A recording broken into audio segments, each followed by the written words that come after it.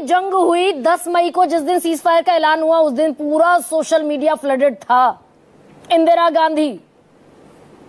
गांधी नायिका थी 1971 के युद्ध की। मोदी नायक बन रहे हैं, क्यों दिक्कत हो जाती है? आपको नमस्कार। और आपके प्रोग्राम के 23 मिनट तो पूरे के पूरे सत्ता पक्ष को मिले हैं। बचे हुए 12 मिनट में हम 3 लोग हैं, तो आप सुन लीजिए।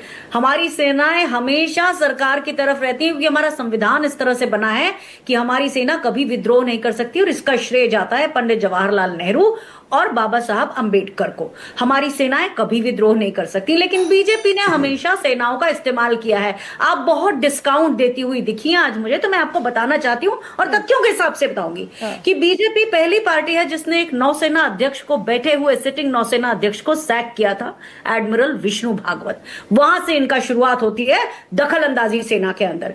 उसके बाद अगर आपको याद हो, कारगिल कॉन्फ्लिक्ट में जब चुनाव उसके बाद घोषित हुए थे, सितंबर 99 में चुनाव हुए थे, उसके पहले चुनावी मंचों से सेना के शहीदों के पोस्टर लगाए गए थे, जिस पर जनरल वेद मलिक तत्कालीन सेना अध्यक्ष ने आपत्ति की। ये बात मैं कई बार कह चुकी हूं और तब हटाए भी गए थे। तो ये मेरी खुली चुनौती है कि बीजेपी को अगर सेना के कंधों का सहारा मिले ना मिले, काम के दम पर इसकी सरकार नहीं बन सकती। अब एक और बात बताना चाहती हूँ, ये खुली छूट का झूठ कईयों बार बताया है मैंने, लेकिन फिर आपको बता दूं कि सेना की जो रूल बुक है ना, हमारा जो ऑप डॉक्यूमेंट है, वो बिल्कुल ही गोपनीय है। हमारी महामहिम राष्ट्रपति सेनाओं के सर्वोच्च कमांडर हैं। सेनाओं के रूल बुक में कहीं नहीं लिखा कि सेना अपने मर्जी से कुछ कर सकती है। अगर खुली छूट की बात थी तो आपको पता है, जनरल मनोज नरवाने ने अपनी किताब 4 स्टार्स ऑफ डेस्टिनी, जो आज तक बैन, उसमें लिखा था कि मुझे सरकार से जब मार्गदर्शन चाहिए था, क्योंकि मेरे पास बहुत से इनपुट नहीं होते, तो सरकार ने कह दिया आपको खुली छूट है। नतीजा क्या है?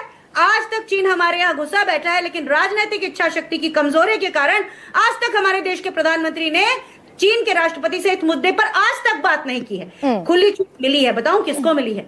खुली छूट आतंकवादियों को मिली है। 2023, 24, 2019 का पुलवामा आते हैं, आक्रमण करते हैं, हत्याएं करते हैं, हमारे सैनिकों को मारते हैं, हमारे सिविलियंस को मारते हैं और चले जाते हैं, पकड़े भी नहीं जाते, और कुछ मारे जाते हैं जिंदा। आज तक नहीं पकड़ पाई सरकार। जवाबदेही कैसे बनेगी? खुली छूट मिली है आतंकवादियों को, क्योंकि कोई जवाबदेही नहीं है। अनुमा, मेरे सवाल पर, लेकिन मेरे सवाल पर क्या वाकई कोई जवाब नहीं है क्या? अनुमा, आपके सवाल का सैम मानेक शॉ की तस्वीर की जगह कांग्रेस ने अपना सोशल मीडिया अकाउंट पूरी तरीके से भर दिया इंदिरा गांधी की तस्वीरों के साथ, क्योंकि इंदिरा गांधी एक ऐसी ग्रेसफुल महिला थी जिन्हें सेना अध्यक्ष को सम्मान देना आता था। उन्होंने सेना अध्यक्ष से कहा था कि आप अभी आक्रमण करिए, तो सेना अध्यक्ष ने कहा मैं आपके काम में दखल नहीं देता, आप मेरे काम में ना दे, मैं 6 महीने बाद खुद आऊंगा। और वो आए, और इंदिरा जी ने इस बात की कीमत करी, इस बात को सम्मान दिया, उन्होंने सैनिकों का सम्मान किया। तो वो जो उनके अंदर एक सूझबूझ वाली नीति थी, समझ थी, वो भारतीय जनता पार्टी में कहाँ है? नरेंद्र मोदी जी जो मतलब इतना बेडौल है फिर भी डांगरी पहन रहे हैं, मुझे समझ नहीं आ रहा है भैया। हमारे व्यक्तिगत मत जाइए अनुमा, प्लीज व्यक्तिगत मत जाइए, व्यक्तिगत मत जाइए। होता है, आप समझिए। बार बार बैनर पोस्टर पे जो उनके डांगरी में फोटो लग रहे हैं फ्लाइंग ओवरऑल में, आपको अच्छा लग रहा है क्या? इस तरह से हमारी सेनाओं का मजाक बनाया जा रहा है। कर्नल सोफिया कुरैशी के परिवार को कहा जा रहा है प्रधानमंत्री के ऊपर फूल बरसाओ।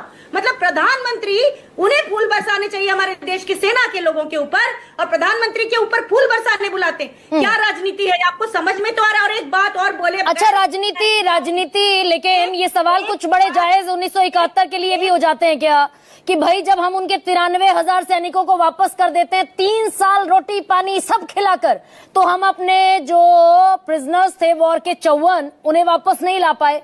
ये सवाल पूछा जाएगा क्या अनुमा? अच्छा, ये भी फिर राजनीतिक इच्छा शक्ति की कमी थी क्या? मैं एक्सेप्ट करती हूँ। मुझे एक बात बताइए कि आज भी पाकिस्तान की जेलों में कमांडर कुलभूषण जाधव क्यों हैं, जबकि आज तो हम पावरफुल हैं? और उस समय की बात, उस समय के देशकाल परिस्थिति में जाइए, आप ये बताइए कि पिछले, उसके बाद तो 10-12 साल, लगभग 17 साल बीजेपी की सरकार रही, तो केवल बात करती रही। उसने क्यों नहीं वो डोजियर्स निकाले? उसमें क्यों नहीं लेकर आए? सामने तो लाना था ना। सिर्फ केवल आप एक नैरेटिव बनाएंगे। लेकिन एक बात और आपके आज चैनल पे बोल के जाऊंगी कि हमारे यहाँ इस बार सिंदूर का सौदा हुआ है।